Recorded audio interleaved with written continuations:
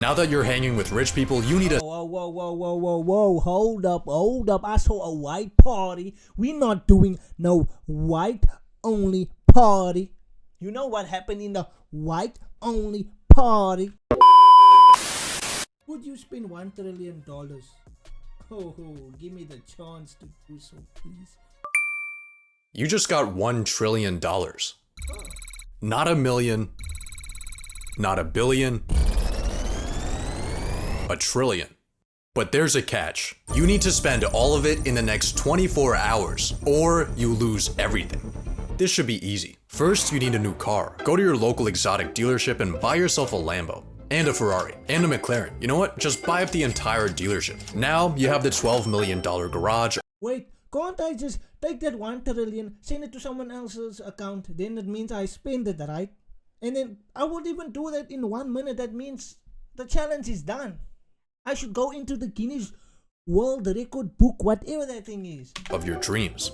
But there's one small problem. In order to spend $1 trillion in 24 hours, you would need to buy out that entire dealership every single second. You need to think bigger. Let's hire 100 people to track down the 100 most expensive yachts and buy them for us. And let's throw in $1 million bonus for each mercenary. That'll be around a $40 billion check, but let's also buy the biggest cruise ship of all time for $2 billion and fill it up to maximum capacity, paying for everyone's tickets and tossing in a Rolex too. Let's make use of this ship's basketball court by buying up every single NBA team and having them battle it out. Then let's get Snoop Dogg, Katy Perry, Justin Bieber, and Beyonce to perform for us before sending them off to the International Space Station on a SpaceX rocket that costs $55 million per passenger. Now that you're hanging with rich people, you need a Whoa, hold up. I saw a white party. We not doing no white only party. You know what happened in the white only party? We're not doing that. on a SpaceX rocket that costs $55 million per passenger. Now that you're You thought now that I have $1 trillion, I will go to places like this? No, I'm not doing that. I see what they're trying to do. No, and why is this guy telling me how I should spend my $1 trillion? Why? hanging with rich people, you need a status symbol. You could buy the world's most expensive art piece for $500 million, but why would you do that when you could just buy the entire Metropolitan Museum of Art for $100 billion, and then we could go over to... Whoa. Transaction failed. Why? There's no way we're already out of money. Yeah, we still have $800 billion.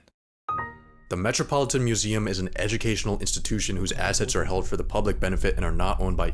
You know what? Forget about the Met.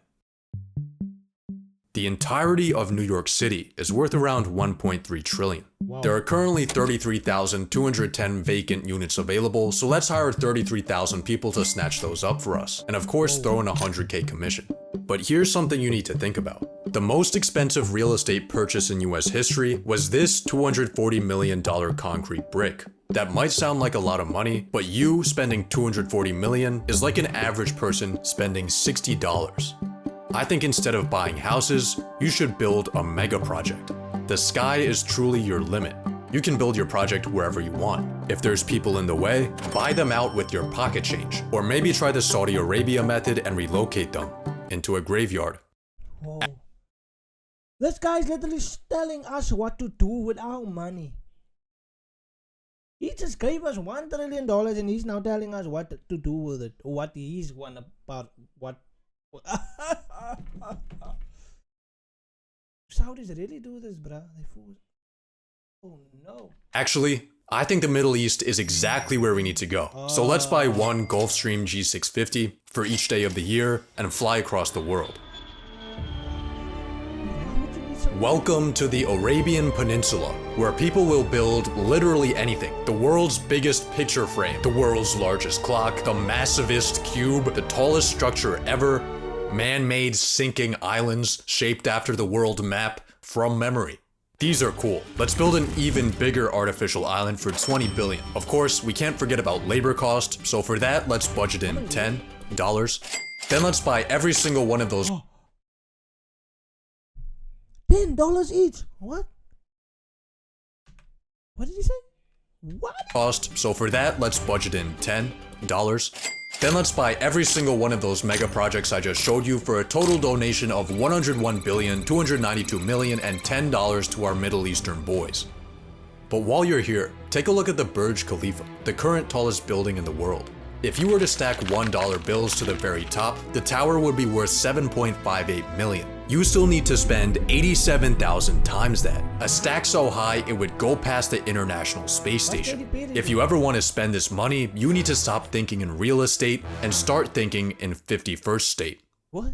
Do you see where I'm going with this? Buy a country. In 2010, the country of Liechtenstein put itself on Airbnb at 70 grand a night.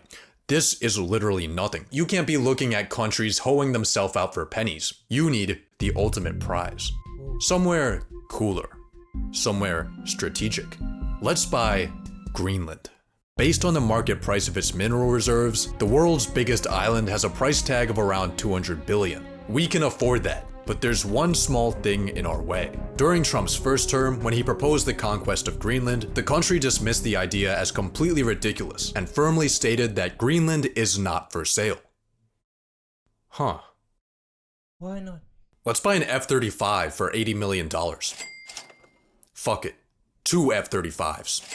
3, 10, 100. 2 aircraft carriers, 3 destroyer ships, 1 ballistic missile submarine, 57,000 Blackwater soldiers, 1 for every citizen of Greenland. Now we have a $50 billion makeshift military, and it looks like Greenland's for sale after all.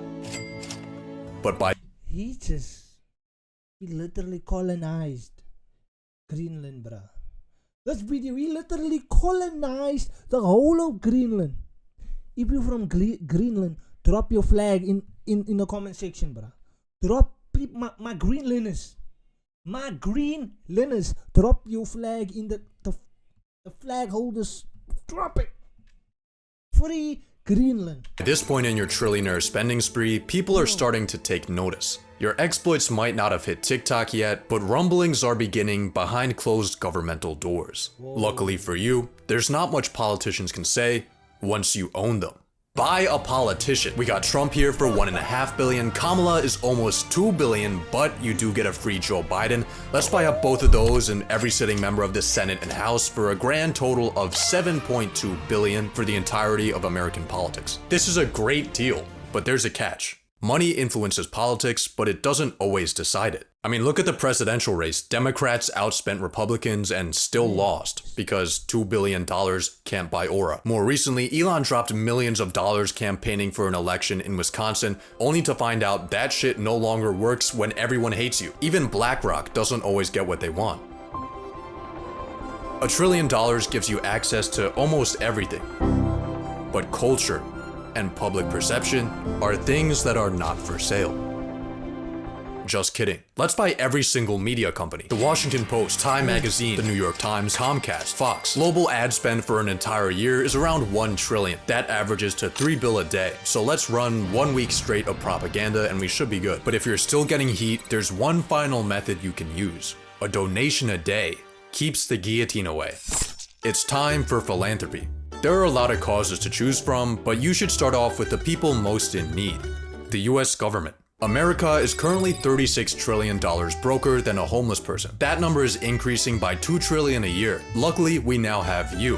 $220 billion honestly isn't gonna do much, but it's definitely gonna help. Assuming of course that the US government efficiently manages a $250 billion cash injection. You might be wondering how you're gonna Why would you wanna pay American debt, bruh? You didn't make that debt, bruh. All of the people that were there before you made that debt.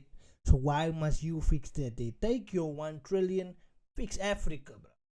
Basically, just fix Africa. Buy Africa rather than buying these other countries. Oh, better yet, buy China. Yo, what am I doing, bro? I'm literally telling them what countries are for sale at the moment. Are they?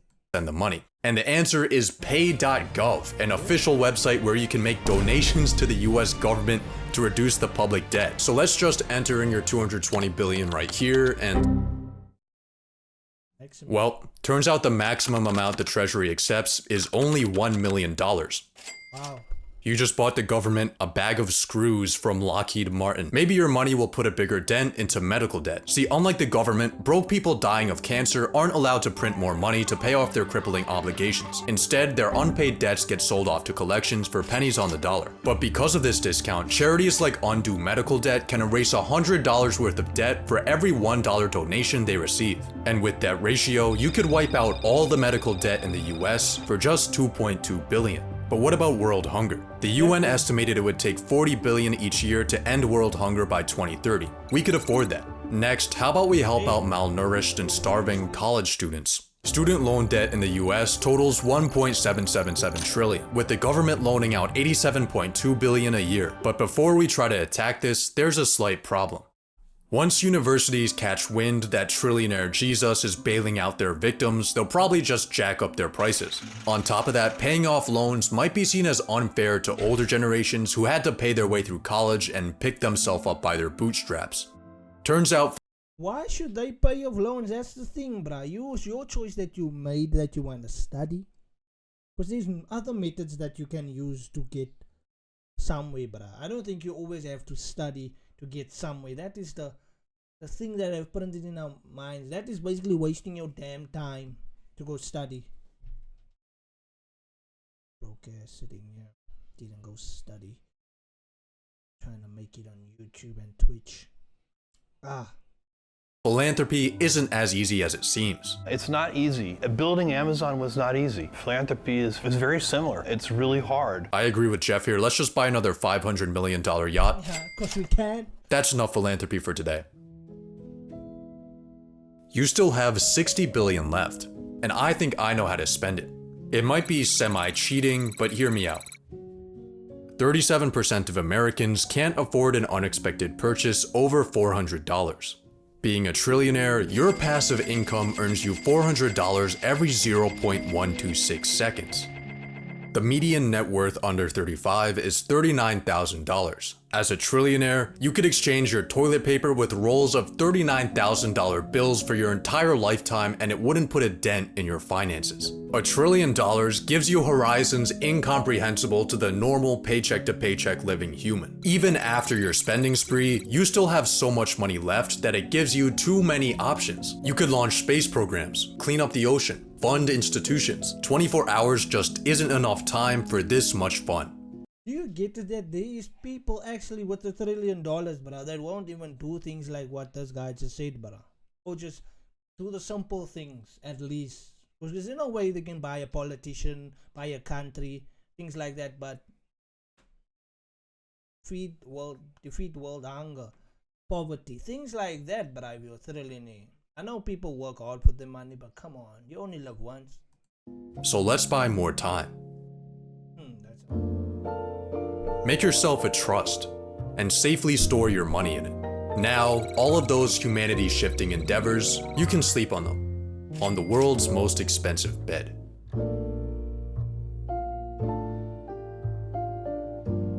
Wow, I would sleep every day.